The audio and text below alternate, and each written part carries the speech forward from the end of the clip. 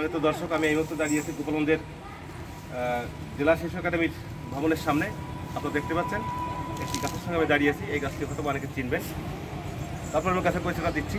এটা হচ্ছে একটি ক্রিসমাস ট্রি, অর্থাৎ এইটা একটি সৌন্দর্যবোধক গাছ, যে গাছটি বিশেষ করে বিভিন্ন পার্কে, অফিস আদালতের ভিতরে, শিক্ষা প্রতিষ্ঠানের ভিতরে এইসব গাছ বেশি দেখা যায়।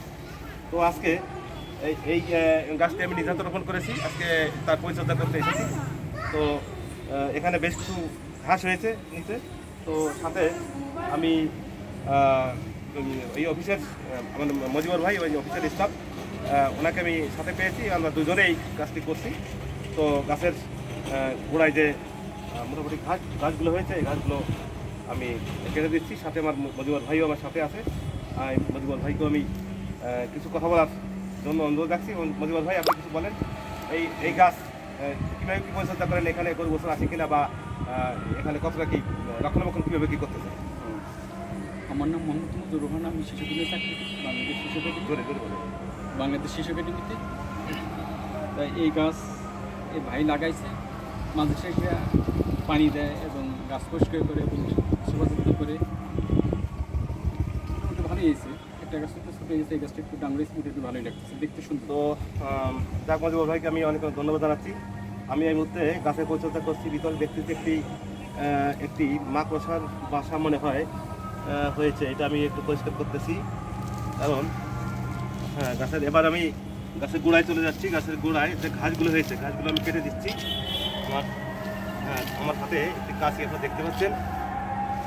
ঘাসগুলো আমি কেটে দিচ্ছি, কারণ বিশেষ করে যে কথাটি আমি বলবো, গাছ শুধু রোপণ করলে হবে না, গাছের পরিচর্যা হচ্ছে সবচেয়ে একটি গুরুত্বপূর্ণ বিষয়। গাছ হচ্ছে আমাদের একটি পরিবেশ বান্ধব। তো গাছ বেশি বেশি করে রোপণ করলে আমাদের পরিবেশ ভালো থাকবে। শুধু তাই নয়, গাছের পরিচর্যা হচ্ছে একটি গুরুত্বপূর্ণ বিষয়। তো আজকে আমি গাছের পরিচর্যা করছি। এখানে ঘাসগুলো কেটে দিলাম, আর গোড়ার দিকে দেখতে পাচ্ছি একটু মরা পাতা কয়েকটি, সেই পাতাগুলো আমি একটু কেটে দিচ্ছি।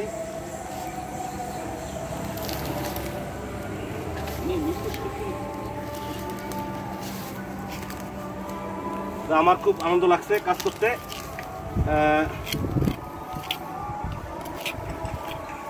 এখানে ক্যামেরায় রয়েছেন আমার একজন সুহৃদ, এক দাদার নামটা পরিচয় বলেন। আমার নাম দিলীপ কুমার সরকার। আমি এই শিশু একাডেমিতে আমার বাচ্চা গান শিখে আমি এখানে আসছি। এসে দেখলাম এই সমাজসেবক দাদা যে ফ্রি গাছ লাগাইছে, এবং সেই গাছ সে আবার পরিচর্যা করার জন্য সে পর্যবেক্ষণে আসছে। তো আমি তাকে ক্যামেরায় সহযোগিতা করছি। সে নিজ হাতে গাছ পরিচর্যা করছে। গাছের গোড়ায় যে লতাপাতা ঘাস আগাছা আছে এগুলো তুলছে, এবং একটা গাছ একটু আহত হয়েছে। এই জন্য সে বলল যে আমার হৃদয়ে রক্তক্ষরণ হয়েছে। তাই সে যে গাছ লাগায় নিয়মিত আসে এবং গাছের পরিচর্যা লাগায়। গাছ আমাদের বন্ধু, গাছ অক্সিজেন দেয়।